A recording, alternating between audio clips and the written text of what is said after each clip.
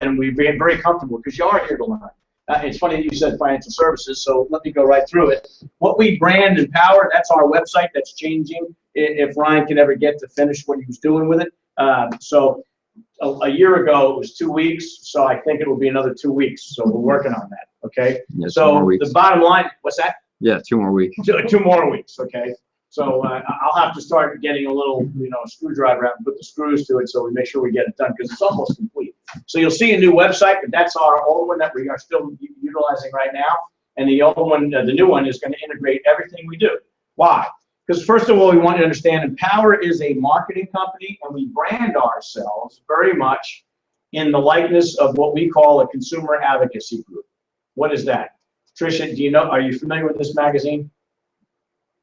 Okay, it's ironic, Pastor, you got to hear this. It seems that young people, Muhammad, I'm going to call you Muhammad for the rest of the night, okay, Brian? Now, because the Hobbit's right behind you. Now, have you ever seen this magazine? Yeah. Do you use it? I have used it, yeah. Okay. I've used it online, too. Great, excellent. Okay, now it just seems to me, ironically, just through history of dealing with people, and we do our business briefings every week and every month, that younger people tend not to know what business consumer reports is. Older people all get it. I have this mailed to my house. Now, not that you have to know it. However, just let me advise you that when you're watching the nightly news or national news, when you look into things and they talk about the credibility of products, goods, and services and ratings and rankings, they always invariably refer to Consumer Reports. It's a nonprofit agency. They do a great job. They test everything from every angle you want to think about, and they report back to us as consumers on what the report says. And then they even say, okay, we like it. And then they talk about prices and values, and they cover everything. It just so happens in this particular article, ironically, they talk about money. So as you can see, that's the money tree. Good evening. And you can see that how to avoid costly fees. So we talk about that as well. Fair enough? Okay, they cover, I have another one. That's one right here. See, you get them every month. In fact, this is interesting. Why women should think differently about retirement planning. That's for all, how many ladies we got? Raise your hand, ladies. That's all for you. You should be reading this, okay? Now, interestingly enough, that's a nice red car.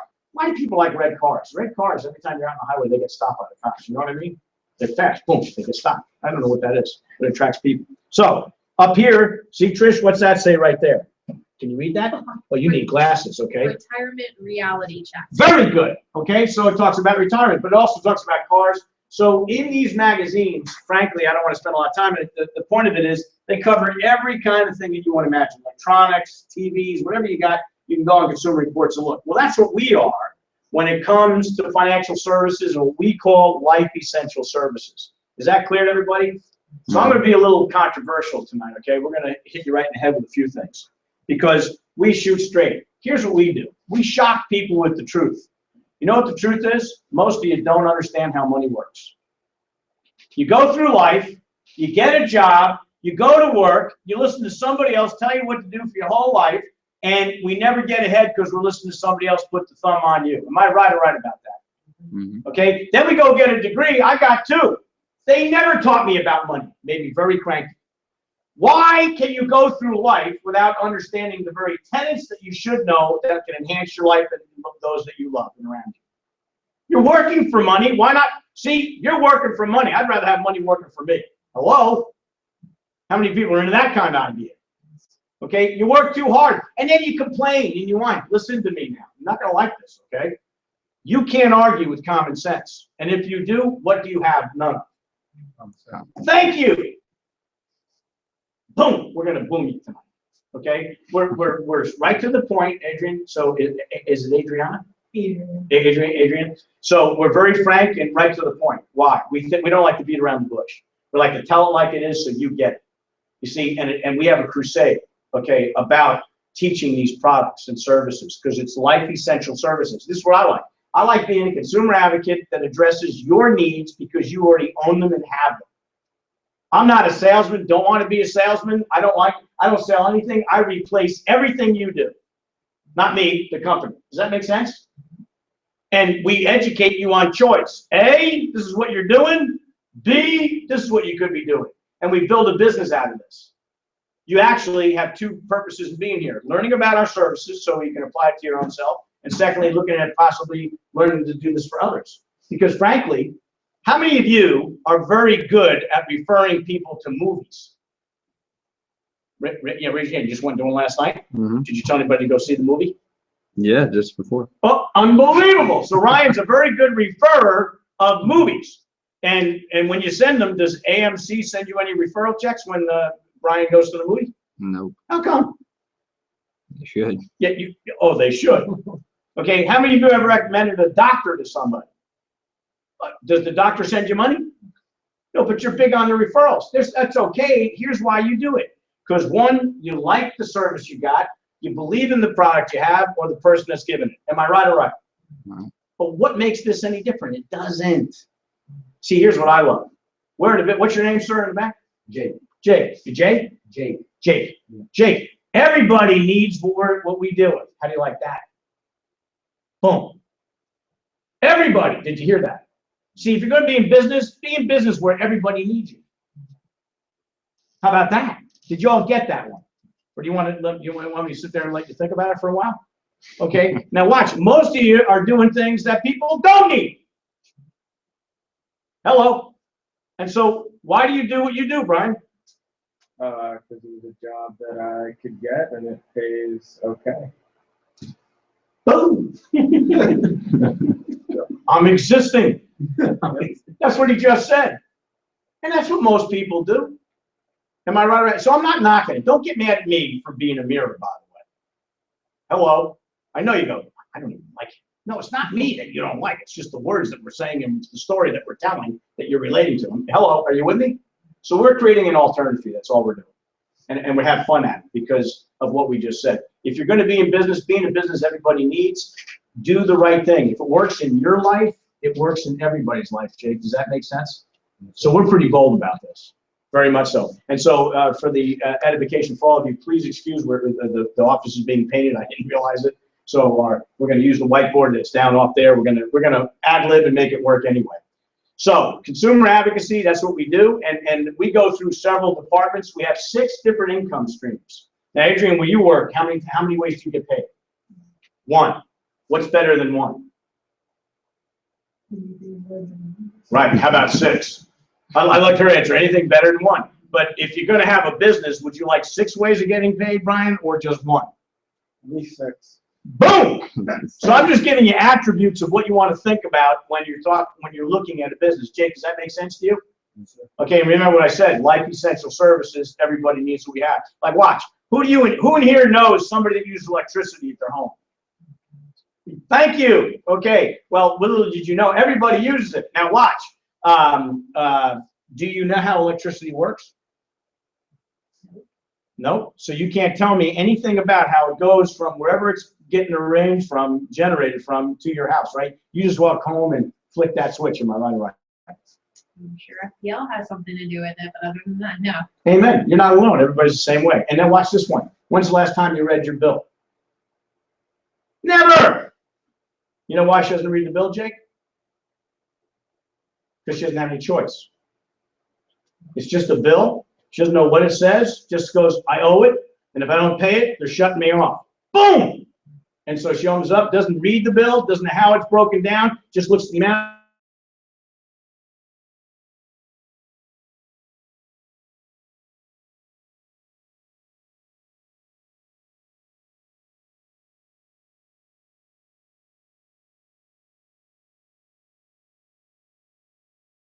Monopoly is. Okay, monopolies control the marketplace. Is that true? Yeah, it is. Okay, so and when they control it, you have no choice. Am I right about that? So what we do is give people choice. Now the truth is, just as an example, real quick aside, when you hear the word deregulation, get excited. It's called an opportunity for you. You hear that, Brian? Why? Things have deregulated, and it resonates for me because it's an opportunity for consumers, an opportunity for business people. Let me make it real clear to you. Give you an example. Before any of you were born, there's only a few of us that even qualify to talk about this, but about 30, 40 years ago, 50 years ago, there were only about 6 different airlines, maybe 8 airlines, that's it. And they all work together.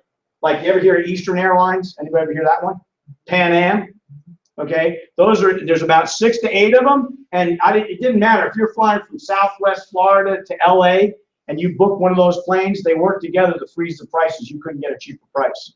The government came in and said, no, you're blocking everybody. There's no free trade here. There's no consumerism. That's not good. We're going to deregulate you. So they forced them to freeze their prices and let other people come in and compete. As a result of that, how many of you now know you got Midwest, Spirit, Allegiant Air, Frontier, name one, Southwest, a million of them, right?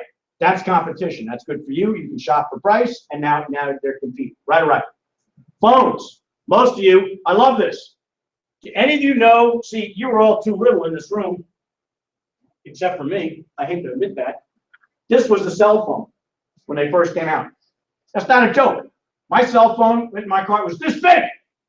And I had to pick it up like a phone, like in the old house that you had to dial your thing in, and it had a wire, and they were expensive as all get out. Most people didn't have them. That was a cell phone. And by the way, when your parents' day and when they were kids, they had in their own houses, they had party lines. That's what I had. You know what a party line is? Do you have any idea what a party line is? It's a party, okay? I pick up the phone and go use it, and my neighbor's on it. Hey, can you hang up? Brian, get off the line. I need the line. That's exactly what we did. Get fights. They had party lines. Why? There was one phone system. It was called the Bell system. Ma Bell. You ever hear that? Anybody ever hear that?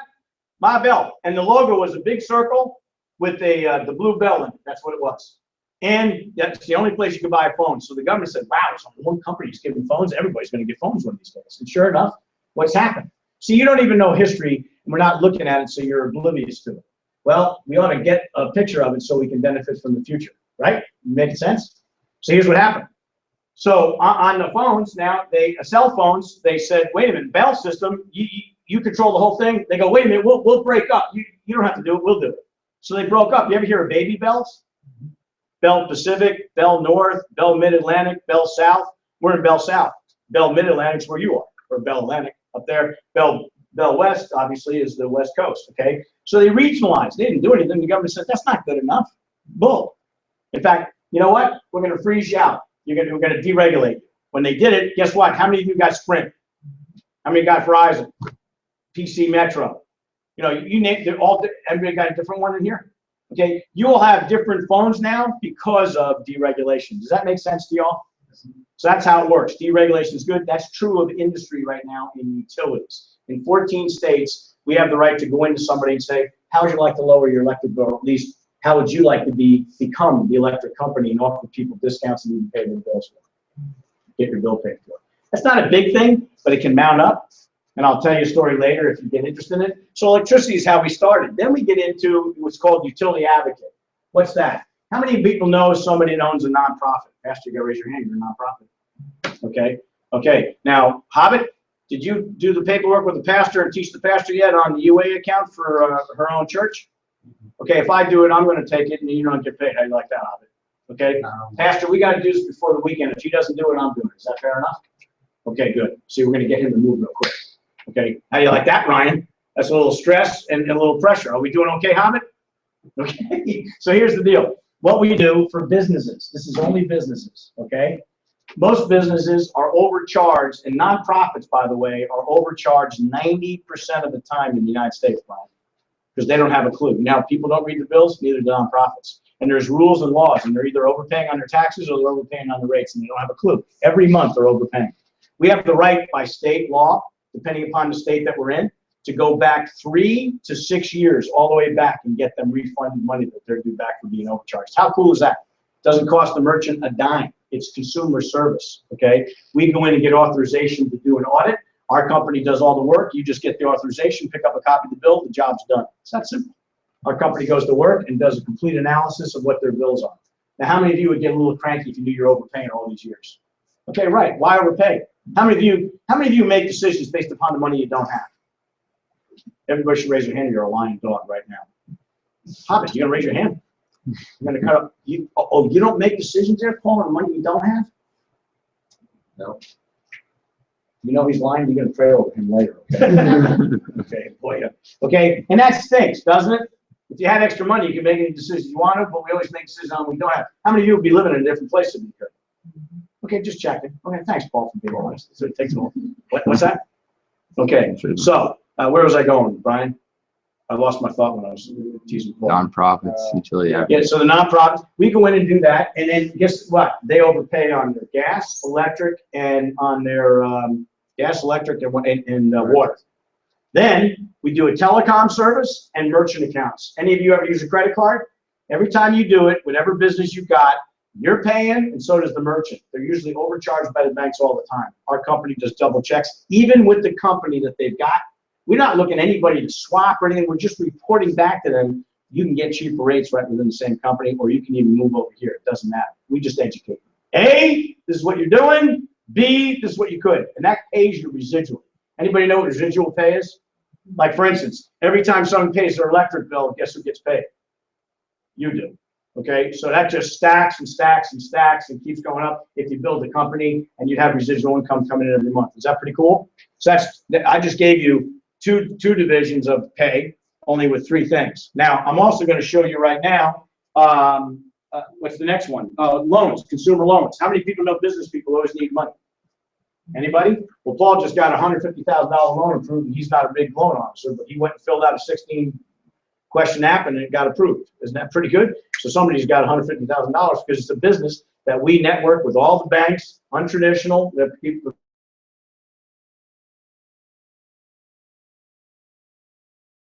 commercial lending. So we're able to do that for somebody. That's pretty cool. So I'm giving you the business acumen. We're going to get specific about how it affects you financially and where we go. What was that, Ryan? That was me over here. Touch the mouse. Okay. So what we're going to do now is we're going to debt. How many people have debt or know somebody has debt?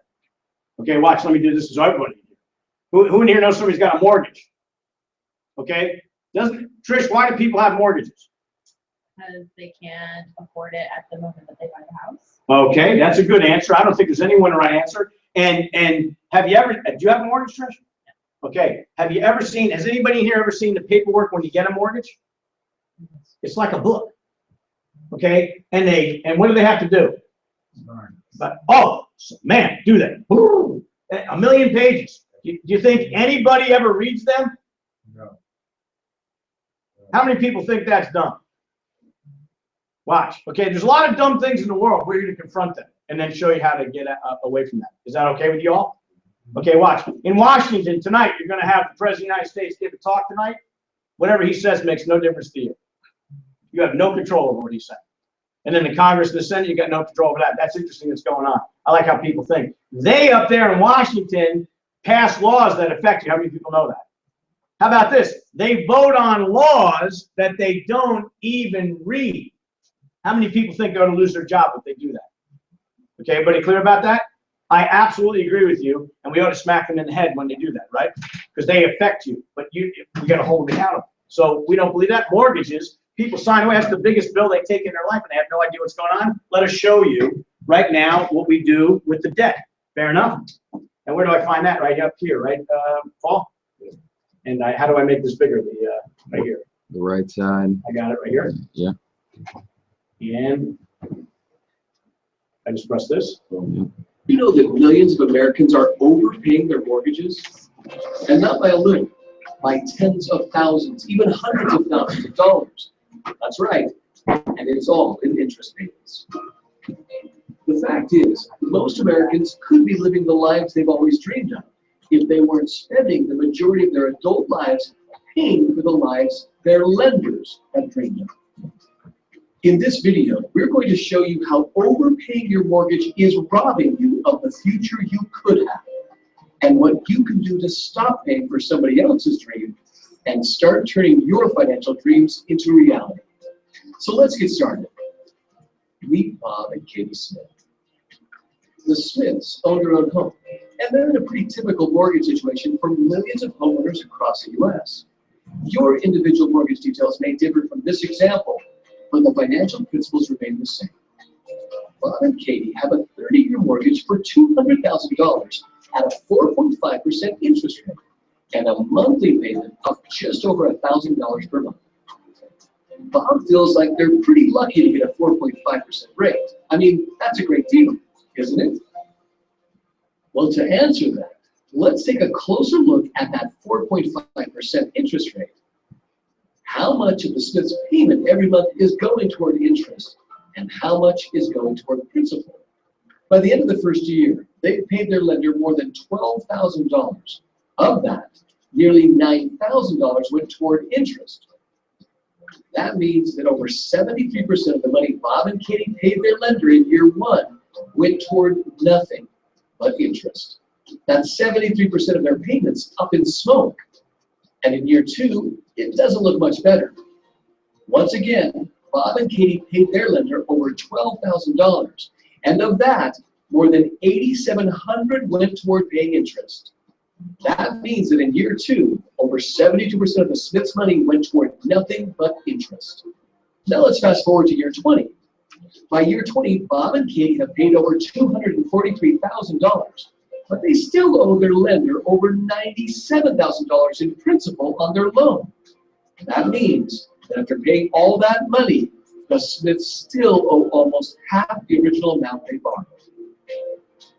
And by year 30, the amount Bob and Katie have paid their lender totals almost $365,000, of which nearly $165,000 went toward paying nothing but interest. That means that they've paid their lender over 82% of the amount they originally borrowed, just in interest payments. That's 82%. Quite a far cry from the warm and fuzzy feeling the Smiths had when they heard they got a 4.5% loan. So where do all the billions and billions of dollars homeowners are paying the banks in interest go?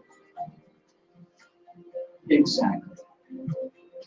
Homeowners like Bob and Katie from all across the nation spend their lives making interest payments to the banks and wonder why they never get ahead.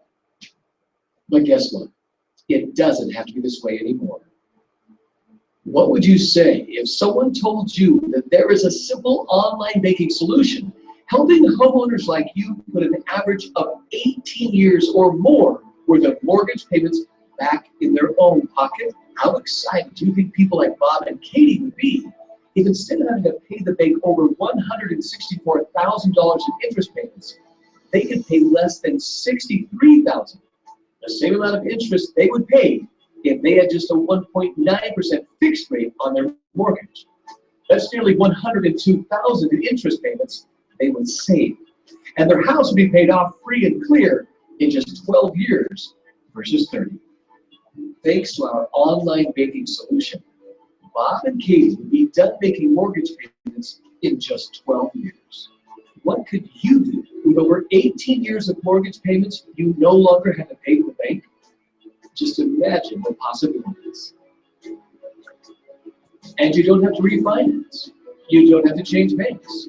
You don't have to increase your minimum monthly payment. And you don't have to modify your mortgage or change your mortgage terms in any way. Just imagine the freedom you would have if you no longer had to make mortgage payments to anyone. Don't waste another minute. Watch the corresponding overview video right now to get a thorough look at how this life-changing program works. And for more information and a free report that shows you exactly how much time and money this amazing online banking solution could save you, call us toll-free right now. So, that just covered mortgages, but that you don't have to have a mortgage to have that. You understand that? A lot of people don't have mortgages, but they're loaded with student loan debt, medical bills, credit cards, all of it, car loans. You get it? So it's remarkable. There's two other videos. One's 13 minutes, one's 8 minutes that I advise everybody to look at. It's a GPS system. How many of you use a GPS system in your car? Well, that's just for transportation. Why don't you do it for your finances? It does the same exact thing. It takes you and tells you exactly what to do, how to do it. Doesn't do it for you, and it hooks up right into your bank. So everything gets triggered and you get educated. You know, it's the only one like that in the country right now today. That's why we're pretty excited about it. Because why? It's real time. In other words, Adrian, if you're going to go out for dinner tonight and use your card to swipe it, by the time you get out in your car and we open up your tablet and bring up your program, you can see what it did to your debt. It goes with you. Everything you do gets tracked from this point forward to teach you and coach you about what to do and how to do it. How many people think that's smart? It's unbelievable. See, watch. I just challenge you. If you use the GPS to go somewhere from transportation, you really should be doing it for your finances, where it really counts. Right or right? Right. Period. That's what that is. And then our whole point is, if we're freeing up money for you to save from debt, we actually are turning debt into an asset. Why would you pay the banks and all your creditors all that money? Don't you love your family enough? Man, take it and give it back to you and your family. Am I making sense? Because now we're going to get into good stuff. Okay, so we start with debt, so that's another aspect. Now we're going to teach you what to do and how to do stuff with money that people deal with every day of their lives. Now listen to this. It's all about the math, and the math never lies. You do. Am I right or right, Jake? Right. Okay, it's a fact. 2 and 2 is what, Jake? Are you guessing, or you? Okay, it looked like he was really challenging that a little bit, okay? Trish, 10 and 10 is? 20. Unbelievable. 20 and 20 is? Well, you're brilliant. See, that's never going to change. Now, other people can interpret that way, Brian, but we don't put up with that. See, common sense again. See, you can't argue common sense or you lack it. And nobody in this room wants to not have common sense. And when you walk out of the room and don't do and follow through on the examples we're giving you, you know what that means? Guess what you don't have? Hello? Right answer. So you say, I don't want to answer. Well, I get it. Okay, I get why, and I get all about that. But we're here to ruffle your feathers. See, we're going to disturb you tonight. So the math, and guess what? I didn't do very good math. I didn't like math. How many of you are like that in school? You non-engineering types. Put your hand down, Brian, because you love it. Okay. I stunk at math. Flunked geometry twice. Not proud of that, Trish. Not excited about it, but I didn't care. I didn't care about trapezoids. I didn't care about octagons. I never thought I was going to play with an octagon my whole life. I didn't think I was going to use a trapezoid. I don't even know what they use them for anyway. So what the heck do I need? Round I got because I got heavy. Other than that, forget about it. Right? But I didn't want to know it, so I didn't learn it, so I failed it. Then I go in there again, and the same thing. I failed again because I still didn't want to know it. The third time, they should have asked me to teach it because I was great at it. Aced it. Okay? But now, how many of you feel the same way? When you take algebra, geometry, how many of you never used geometry again since you've been out of high school? Thank you. How many of you never used algebra? Okay, x, y squared, for what? Okay, so I didn't like math, so I didn't do well with it, but here's what I can do when it comes to math. I can count money. Y'all. Can anybody in here count money? Okay, or you want to count it that you don't have it? I wish I had it to count, right? Okay, so you can count money. That's what we do here. So we learn how to count money or use money. And then we tell you the story, because it's all about the math that you're about to learn now. And then it's all about our story, because in your mind, you're sitting there going, how can they do this? How's that possible? And it's okay to be a cynic, because that's the world you're born in. And you're a cynic when you don't know. It's amazing how you'll come here and challenge something, but we give you all the background information you need to have to learn tonight. There's no question about it. But it's amazing how the institutions you go to graduate, you just listen to those professors and don't challenge them at all. I believe for life, you should always question authority. How many of you agree with that statement? Okay? We give you everything you need to back up what we're teaching you tonight. And I'm blown away that you don't know this and you've never been taught that. Am I doing okay? I'm all right? Okay, because I could be ruffling your feathers. I don't know. But we're going to find out. So other than to go to the next phase, to teach you some more of the financial services, it's important to know the rules of the money game. Because money doesn't care who owns it. It only cares, Trish, what you do with it. And there's only one kind of money. Jake, what is it? I love that. His eyebrows went up. What, really? There's only one kind. What is it, Brian? Liquid. Liquid. I never spent liquid money. Can you pour it? I like some. Can you pour me some money, please? Okay. Not bad. That's a good one. Okay. But that's not the right answer. Good one, though. Trish, what do you think? There's only one kind. What is it? Green. I'll take you to Russia. If you can find any of it, it's brown. So that got one? That spins. What's that? The kind that spins. The kind is very nice. How many of you wish you had some of that? Okay, so here, I'll give you an answer, and it's the right answer for all of you. There's only one kind of money, not enough. Do you agree with that one, Jake? I had one lady that came here not long ago that she didn't like that answer. She challenged me. That's not true. I said, Miss, I didn't ask you how much you had. I didn't ask you that. See, she took it personal, like, I have enough, I make enough. Good, welcome. Good job, lady. Here's what I said. Pastor, you believe in God, you and I do, don't we? Okay, so if you don't believe in God, it's your headache. I do. I think God made the world abundant in all things. Who agrees with that statement? Okay, made the world abundant. So look at us humans, what state of sin we're in, because if he made the world abundant, we got plenty of food, and yet we got people hungry everywhere. Am I right or right? We got enough resources to put a roof over everybody's head. We got people homeless and mentally, am I right or right? It's sad what we do as humans. We're jerks, okay? But God made the world abundant, so there's plenty of money here too. It's unbelievable. See, and if you had more money, besides taking care of your own self, you go be a philanthropist and give and change the world. Am I right, Clyde? Right. So that lady said, so if you were a philanthropist, you'd change the world, wouldn't you, lady? Yes, so there's not enough money. It's only one kind, not enough. Who here agrees with that now?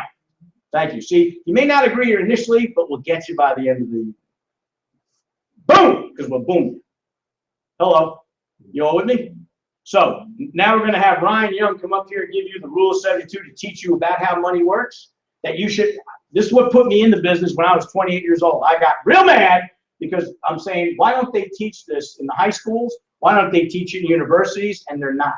You're going to get mad because it's so simple. It's embarrassing. And yet you've never seen it, or I've heard of it. No, you'd be doing it if you understood it. In fact, you wouldn't be here. You'd be already in the business teaching to someone else. Hello, am I right or right? So we're not even going to show you that. Then we're going to show you what to do, where to find money, and how it really works, and stop getting taken advantage of. Does that make sense? Yeah. So I'm done. You got to welcome Ryan Young up here to do the research. I'll do that. Okay. Rule 72 was created in 28? Say it again. Rule 72 was created in Rule 78? No, 28? 28. No, that's what I saw. No, it was created. He'll tell you about the rules of it. What are you trying to date? Anybody know Albert Einstein in here? You know that guy, crazy hair? Drew actually cut his hair back in the day. He's a barber. If anybody needs a haircut, go to Drew. Rule 72, Albert Einstein came up with it, one of the smartest guys that we all know about. He invented the theory of relativity, and that's governs everything we do. But he said that the Rule 72 is the most valuable mathematical equation that he had ever discovered and that had ever been introduced to man. And he called it the eighth wonder of the world, just because of how powerful this rule is and how it applies to all of us.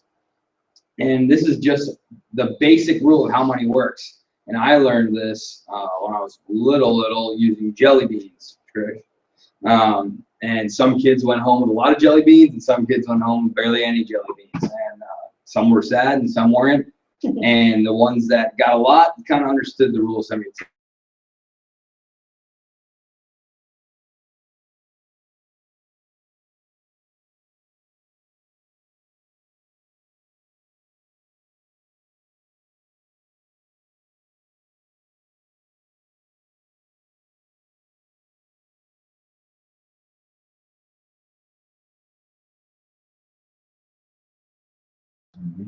Bank, right? So most people do, isn't it? Do you know how much you're getting paid at the bank in interest? I can give you a hint. It's something like 0.002. Something so minuscule and little that it's not even calculable. You'll get a check for 1 cent at the end of 5 years or something like that. But the Rule of 72 says even if you're getting half a point of interest, 0.5, your money's not going to double for another 144 years. And I don't know anybody who's ever made it that long. Maybe some of us, when they start putting heads in jars and stuff. Future armor. So here's an example. Trish, you're 23. You have $5,000 in the bank account, right? This is you, right? Both. Okay. You are. Oh, so you're not 23? Is that what you're saying? Come on. So, Well, proof. You're 23 and you have $5,000. And you get your paycheck, and where you go put it? Put it in the bank, right? So it's your lucky day. You are going to the Bank of Ryan today. It's got nice Greek pillars in the front. It's got all concrete molding up the sides. Very attractive place. We have very nice tellers. And if you open an account with us today, we're going to give you an iPod mini and a free stuffed unicorn. So does that sound like a good deal? Your favorite tunes all the time whenever you want. It's got Bluetooth on it too. she's in it for the unicorn. Okay, all right. So at the Bank of Ryan, we already said that you're getting 0.002 on a bank account, right, Jake? Okay. So what I'm gonna do for Trish, since this is my bank, I'm gonna say maybe I'm gonna put you in a long-term CD or something like that, if you guys are familiar with that kind of stuff. But anyway, I'm gonna give you 2% on your money. So what the Rule 72 says is 72 divided by 2 equals 36 years, right? 72 divided by 2 is 36. That means every 36 years, your money is going to double. So Trish is 23. She's got her $5,000 in the bank. 36 years later, she's 59 years old with $10,000 in the bank. Then 36 years later, $20,000 in the bank at 95 years old. What are you going to do with that at 95, Trish? I don't know. Probably get a loaf of bread and a jar of peanut butter and a jar of jelly. Yeah. And that's it. Yeah. Based on how inflation works, right? By that time, 20,000 is not going to be anything. So to that we say woohoo. And I hope you can sense the sarcasm in that. That capital H. It's very sarcastic. Okay. So because I'm such a nice, generous bank with great tellers and great pillars, I'm going to give you 6% instead of 2%. Very nice of you, right? With the iPod and the unicorn still. So you get excited, and you're 23. You're the same 23-year-old with the same $5,000. And instead of giving you just 2, I tripled the interest rate and I cut down the doubling time into a third. So take a guess, Trish, what are you going to have at 95 years old now? Just off the top of your head. At 95? At 95 years old, starting same 23-year-old, same $5,000, except now I'm going to give you 6%. So I tripled the interest rate and then cut the doubling time from 36 years down to 12 years. Because 72 divided by 6 is 12, right? Follow? Yeah. But I raised my hand when you asked if we were bad at math. Take a long shot. You got $20,000. $120,000. $120,000. Okay. Well, I'm going to give you $120,000, and I'll make a deal with you, and you don't have a choice because I make the rules. It's my bank. I bought the pillars, and I'm going to give you that money, but I get to keep all the change. Is that okay? What does Brian think? Yeah. What do you think, Brian? It's really nice. So It's 20,000. You tripled the rate. 2/3. What do you think you're going to have? So, this is what people doing every day. More, 300,000. Well, oh, geez, okay. 300. What do you think? 285. 285. We have door number one. Take. What do you think? Say 90,000. I don't want to press it. but everybody gets the iPod and the unicorn, so prize for everyone. Okay, well, here we go. 12 years later, you're 35, you got $10,000. Then at 47, another 12 years, you got 20,000. It's a whole lot better than 95, isn't it? Good. So 59, we go to 40. 71, we're at $80,000. 83, we're at 160. Thank you, Trish. Because at 95, we're at 320,000. And at a minimum, well, Brian guessed 300. So at least I made $20,000 for doing not much anything. I bought you the iPod, so minus the cost of that. But I made almost $20,000. So thank you, Trish. I really appreciate it. You are a great friend. I am. So because I'm so generous, I say, you know what, Trish, you are wonderful, and I'm going to give you 8% instead. Banker Ryan says that. So you are the same 23-year-old with the same $5,000, except now 72 divided by 8 equals only 9 years of the doubling time. And just to put it into perspective, 8%, this is kind of closer to reality here. The market average over the last 30 years has been just over 8%. So when people are talking about money growing and your IRAs, 401ks, all that stuff, that's the average rate of return that everybody usually runs. So Banker Ryan's going to say, your bank account, I'm going to give you 8%. Trish, what are you going to have at 95 years old? Now, wait a minute. All I did was I bumped the interest rate up by 2 percentage points, and I decreased the doubling time by only 3 years. Now, you guessed 120 last time. I'm gonna say 900,000. 900,000. Okay, Jake, give me one. 800,000. Adrian. I'm working it out. Oh, no. Look at that. Oh, You're boy. eliminated. All right, I will give you guys your money, but here's the deal. I'm going to keep it changed. Is that okay? I keep asking you if it's okay, but really you don't have a choice at all. So here we go. 32 years old, $10,000. 41 years old, 20. I'm just going to go through it. 50, 80, 160, 77, 86 years old, you're at 640. By 95, you're at $1.28 million. So then you get, what did you say, 800? But I was close. I said 900,000. Okay, yeah, close, but It's only you just- 400,000 off. yeah, you It's almost $500,000. you It's paid all me right. almost $400,000. Happy birthday. That is one expensive, outdated iPod. Yeah, party. So, what we got to think about when we're looking at this example, this is just the basic rule of how money works. We already said, y'all agreed that math doesn't lie. That's all that this is. This is a mathematical law. This is how money works. This is how compounding interest works. So, what people aren't realizing is that the banks are paying 0.002, right? Everybody's going to put their money right in the bank. And even if they're getting 2%, when they reach 95 years old, the bank's going to give them $20,000 that's in their bank account and say, thank you very much, here's a lollipop. Over here, what the banks are doing is taking your $5,000 and making out like bandits with about $1.26 million while giving you 20. Does that feel good, Trish? It hurts a little bit, right?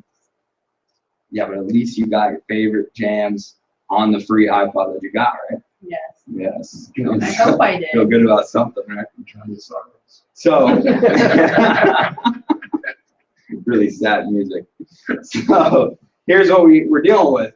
This is a kind of a rhetorical question, but if you had the choice, what would you do, A or B? B. I heard B. Do I got any other B's in here? Take B. B for Brian? Okay. Obviously, you choose B because that's where the money's at. Press back. Okay. So it's an easy choice to make. If you're going to go anywhere and put your money anywhere, you want to get the highest returns that you possibly can to make your money work for you, like we said before. And this rule is one of the most important ones ever. They don't teach this in schools. And this has made a huge difference in my life. And everybody should know this basic principle about how money works. So what we call this is legalized extortion, because the banks are literally giving you $20,000 and pocketing $1.26 million. And to us, that's not okay at all. If you ever go around to a big city, you're looking up at all the tall buildings, who do they belong to? Banks and insurance companies, don't they? And Every mortgage companies. single one. And which one? And mortgage. And mortgage companies, yeah. The big financial institutions, because they're giving you 20, they're pocketing 1.26. You're building a building for the banks. So they should send you a thank you card, I think. The Bank of Ryan surely will. So we're not okay with that. And that's a perfect world, right? We don't have any loss in here. This is just every single year you're growing at, say, 8% forever. And if we take a look back at history a little bit and what's happened over the last 12 years, this book's called Common Sense Retirement, really good book, a lot of good stuff in it. But here's an example, and I'll just read it to you for time's sake. The S&P, yeah, a couple. All right, S&P 500 is the Standard & Poor's 500 index, and it's called a market index. And they use it as a barometer for what the economy and the stock market is doing. So you'll hear it on the news and the radio all the time. And what that includes is the top 500 companies in the country. And they are all mashed into this index, and they go to show you what the economy is doing. And about 95%, 95? 85. 95% of the money's in there. Yeah. 95% of people's retirement accounts are in the S&P 500. So 90 million families. yeah, 90 million families, that's it. So in 2000, the S&P 500 did negative 10.14. In 2001, it did negative 13.04. In 2002, it did negative 23.37. That's 3 double-digit losses in a row. Here we're talking about the perfect world. You never lose ever in the Rule 72 example. And then you come back at 26%. You got 8%, 3%, which inflation averages at 3%, so it's as good as nothing. It's a wash. Then you got 2008. Does anybody remember that? Yeah. Pretty horrible, right? About 40% of people's entire life savings out the window in 10 days or less. Entire life savings, saving your money for 30 years and just a span of a week, all of it's gone. Half of it, I should say. But what does that even mean? What does that 38% mean to your money? And how does that work using the rule of 72? We're going to try to put it into perspective. So we're going to use the rule of 72 and show you what just 1 year of loss does to your money when it's sitting in an account where you're at risk for losing. So we're going to give you 7.2% on your money. So 72 divided by 7.2 is every 10 years, right? Everybody with me? Yeah. Okay. So year one, you got one, or zero, you got $1,000. Year one, you had 72. 7.2% of 1,000 is $72. Then you're growing on that number. So you're at 1,149. You go all the way out, and by year 10, you're at $2,000, right? Because you got a 10-year doubling time on your money. So let's see what happens now with one loss of 5% in year two. Every other year, you're getting your 7.2% over and over again. That's what we're going to give you. So year one, year two, you get your same 7.2%. In year two here, instead of growing to 1,149, you're losing 5%. You're going down to $1,018. So let's play it out and see what happens. Go all the way down to year 10, and you're left with 1,776. Jake, what's weird about that? You notice anything? Nothing. You lost money, but what's strange about this red number right here? Anything besides the birth in America? Because it's that too. It's not just 5%, is it? 5% of 2,000 is $100. So wouldn't you think that a 5% loss on your money, instead of being 2,000, maybe it would be 1,900, something like that? 5%, right? That's all we're talking about. What we're not thinking about is how it pounds out with the rule of 72. So when you lose money in year two here, you're no longer growing to 1,146. And then when the next year comes around, you're getting 7.2% interest, not on 1,149. You're getting it on a smaller number. So from that point on, for the rest of the life of your account, you're growing on a smaller number than you would have been otherwise. So in this example, you didn't just lose 5%, you lost 11.4% of your total account and what it would have equaled otherwise. So can you imagine what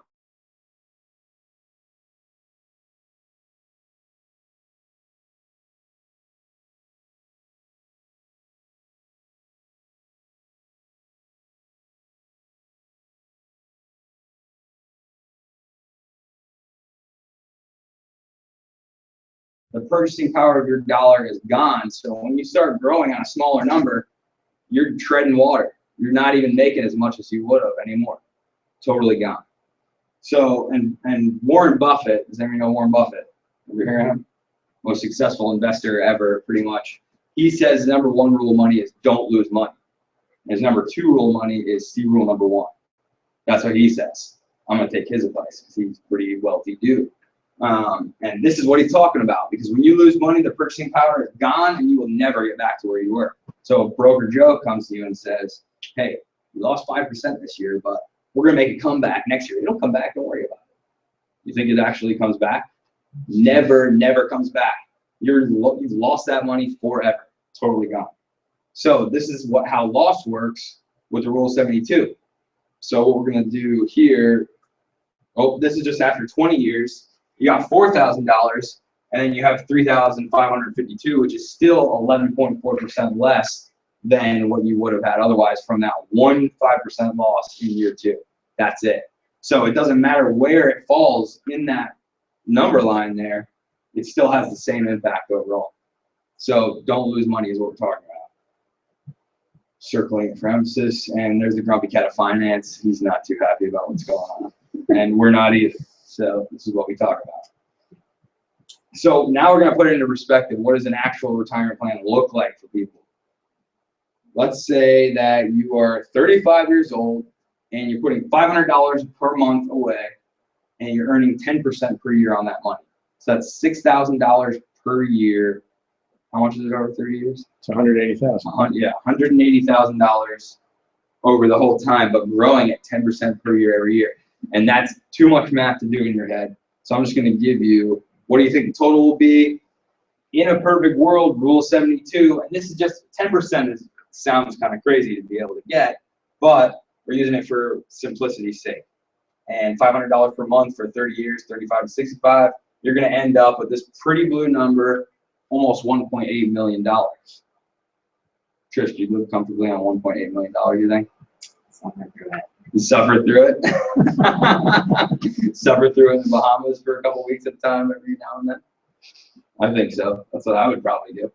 That's a nice chunk of change there. And if you're growing that for yourself, you can live off the interest. But let's deal with the reality here, right? This pretty blue number is rule 72 in a perfect world. What's the first thing? What did we just talk about 2 seconds ago? Paul, what did we just talk about 2 seconds ago? 2 seconds into the Bahamas. All right. Okay. We talked about losing money. We talked about loss, right? So the first thing we're dealing with is market loss. Now, for this example, we're going to put in only 2 years of loss out of 30 years of investing. So 2 bad years. That's it. Can we agree that it's kind of ridiculous to even say that? Yeah, can we? We're saying that because from 2000 to 2012 here, you have 1, 2, 3, 4 double-digit negative years, one of them almost being 40% by itself. Then you have 1 year that's 0, that's as good as a loss because inflation is going on too. Then you got 2 years that's 3 or just above 3, which is pretty much a wash based on what inflation is. So 7 out of 12 years literally were bad years in recent times. So we're going to say 2 out of 30 years. That's crazy, right? Absolutely nuts. So we're being conservative here. Commissions and fees. What a lot of people don't know with their pretty blue number is that they're getting completely and totally ripped off with commissions and fees. 401ks and IRAs are charging an average of 3 to 5% just to have the right to have that account.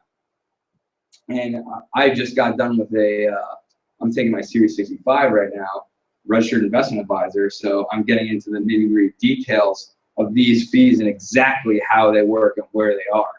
And they don't tell you anything about this when they sit at the table with you. So, Jake, do you have a retirement plan with your job? As of right now, Do they offer one? Yeah. So when you sit down and you get hired, they slide papers across the table and tell you to sign a whole bunch of them, right? Mhm. And they give you the option. They say you can opt out of your retirement plan if you want. Sometimes they force you to do it, like state employees. But they give you the option sometimes in private companies. And they don't tell you anything about it, do they? They don't go into the details at all. They say, here's your retirement benefit. You can opt out if you want. Then you sign the dotted line and you slide your life savings across the table to some guy you don't even know. Now, here's a question for you, Trish. When you give your money to that person that you don't know, who carries all the risk? You do, right? How much do they carry? And how often do you pay them? Bi-weekly. All the time, right? Whether they win or lose, right?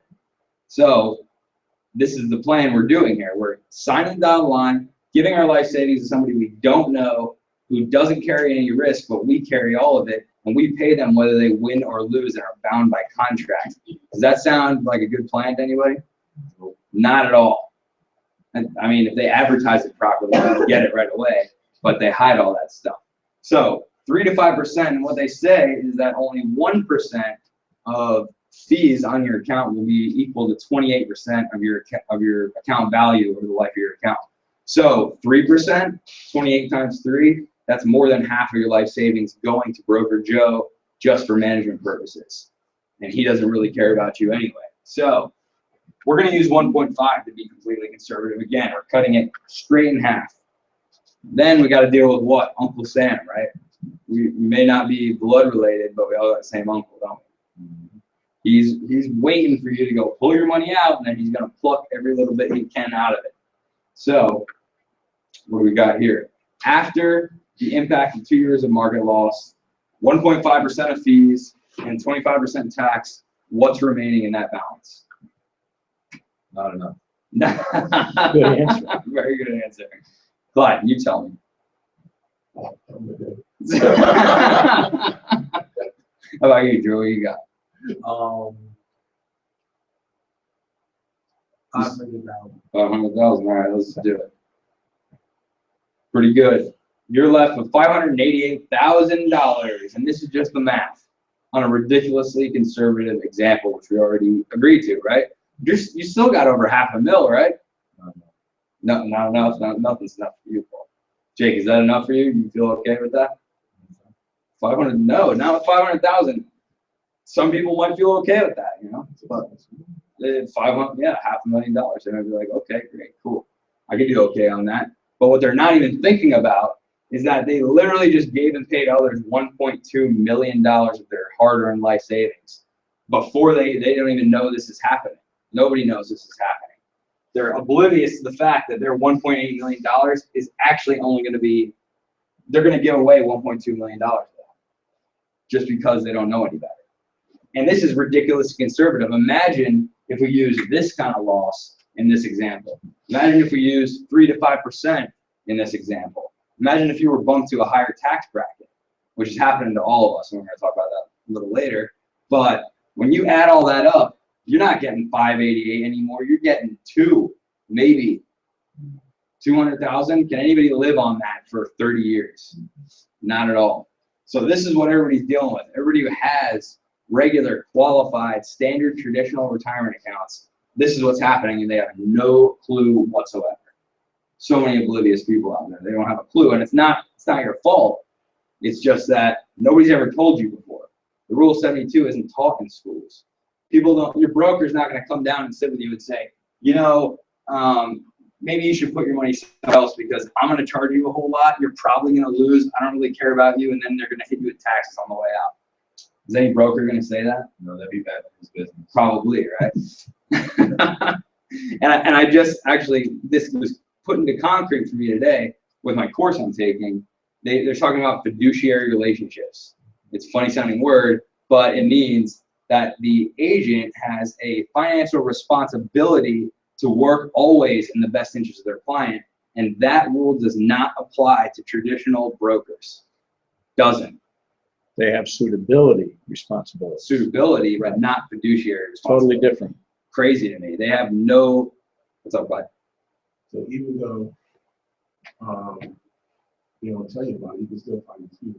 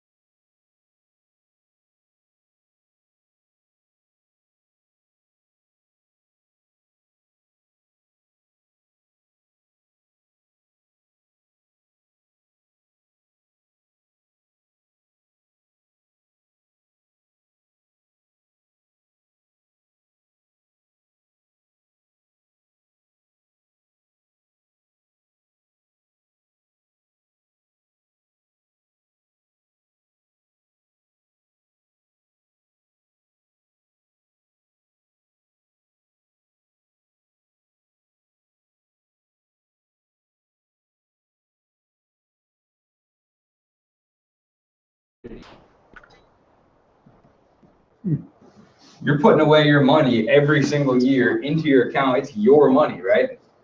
You're putting that away for yourself and your family. Is there any reason why you think you shouldn't be able to access it for whatever you want, whenever you want? Why should they keep it locked up and say you can't?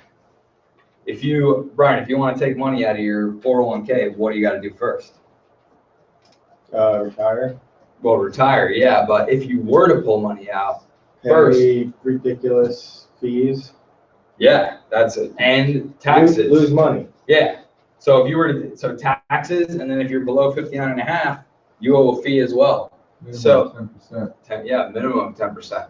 So literally, if you took $10,000 out, you say you want a down payment on your house, you got that in your 401k, you're like, great, let's go. I'm gonna pull 10 grand out as a loan, right? You pull 10 grand, you pay 25% taxes, let's say, you're at 7,500. Then you get a penalty of 10%, and now you're down to 6,500. So literally, you're getting just above half of what you want to take out because it's not liquid at all.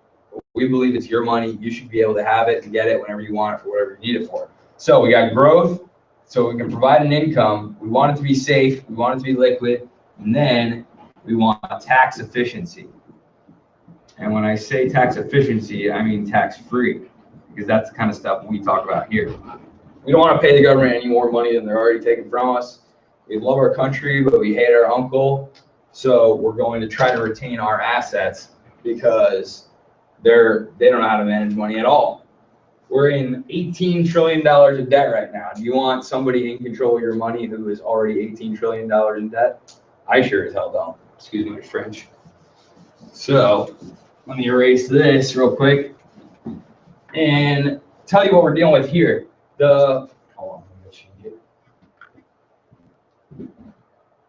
So we're talking about red line, blue line, right? We already said that 90 million American families are in this red line right here. This is the S&P 500, right? We already talked about it.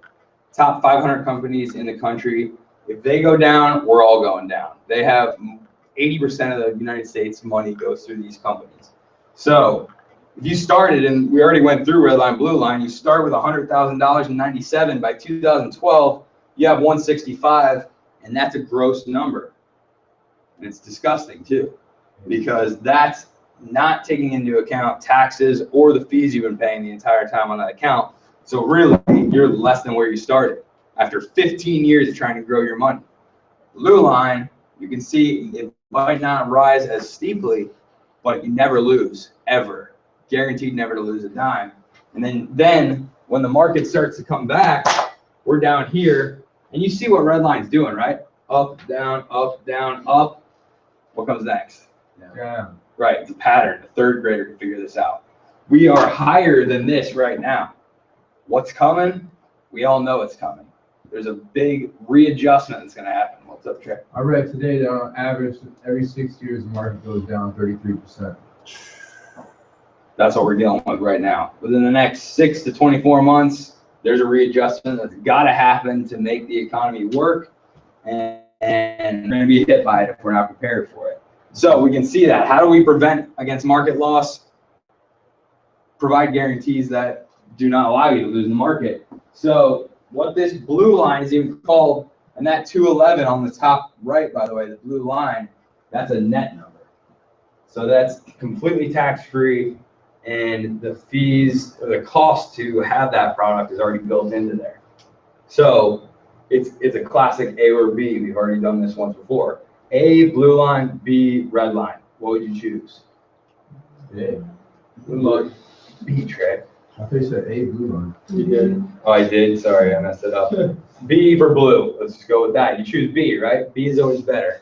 So what is this called? This is called an IUL. And this is one example of one of the things that we do as Empower for people.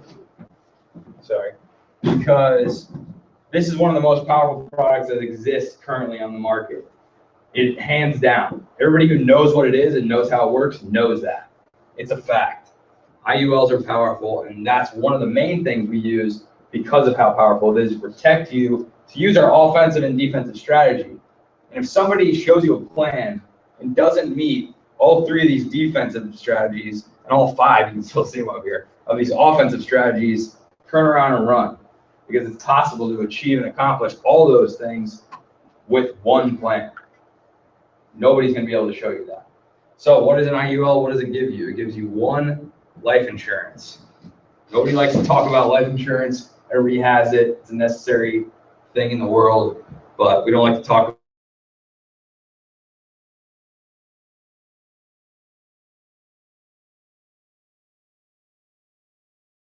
about that.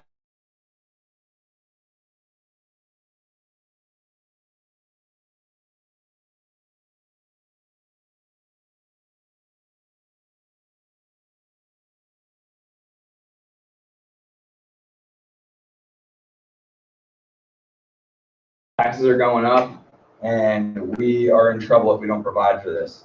So I'll give you a brief, what is an IUL to existence? The blue line seems kind of too good to be true almost, doesn't it? Does anybody kind of feel like that a little bit? Yeah, it does, right? Money, you're getting out the risk and completely tax-free, that sounds completely nuts because you can't find that anywhere. So how did that even come into existence? About 50 years ago. So I'll do 50 years. Can I interrupt you for a minute? Sure. I want to ask a question. Jake, can you justify to me why anybody would stay in the red line versus the blue line? Why? Yeah. No, could you justify it? You're all working a job somewhere. They all give you a retirement account. You're all putting your hard-earned money away every day. Yes, Brian? Just not being aware. Not being aware. That's the only reason. After tonight, you can no longer do it or you belong staying broke. Is that clear? Ignorance is not a reason for poverty. Ever. Am I right or right? Right. You're not ignorant anymore. You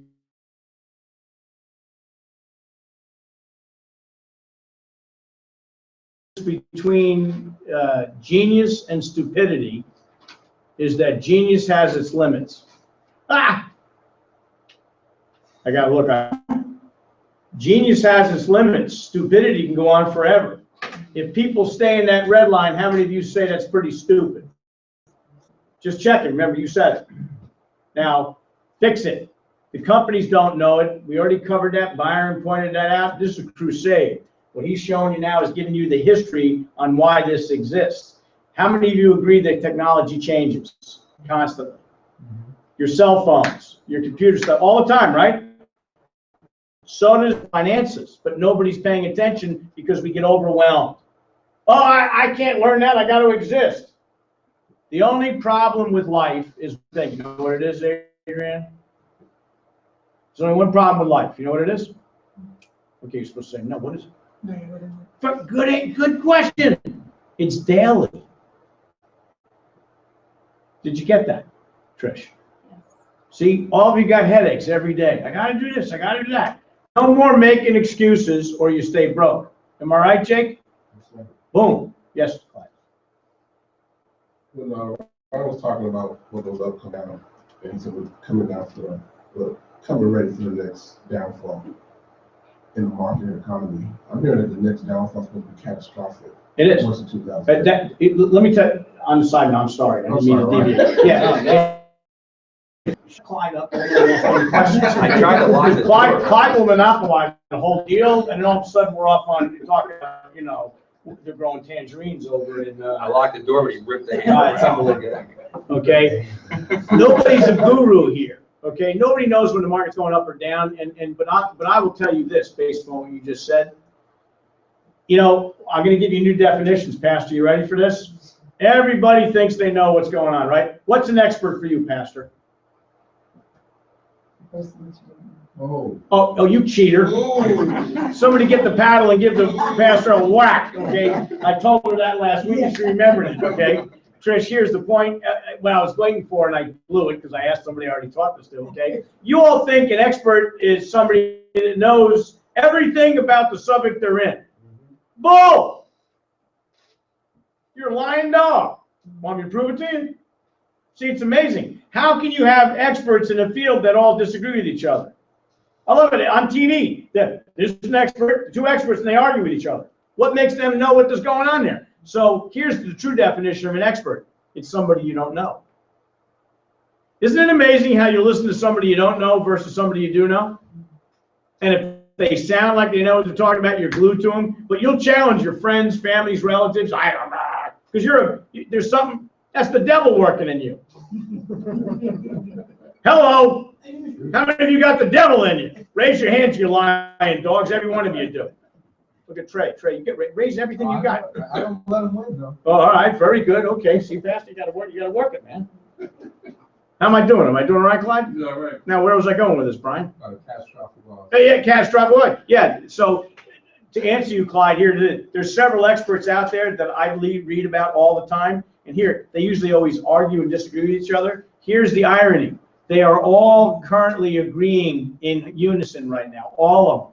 Not some of them, they're all on the same plate. The only variation is whether they think gold's going to go back up and certain aspects of real estate. Their disagreement among there, but they're all saying the market is falsely supplied. It's going to crash, and they give all the. I'm not going to give a class right now because we got to finish this, but there's plenty of reasons for it. And Europe is falling apart as we speak. Russia, you can't get anything there. They're relying on oil. China's falling apart. Their real estate, everything, and the world economy. That might even be good for the United States because then maybe they'll buy U.S. dollars again. Don't know. But the market's going to crash, and when it does, what you think you have, you don't. Ah! If I were you, I'd go protect what you got. You see, here's the deal. You know what kills me? I want to. Jake, how old are you?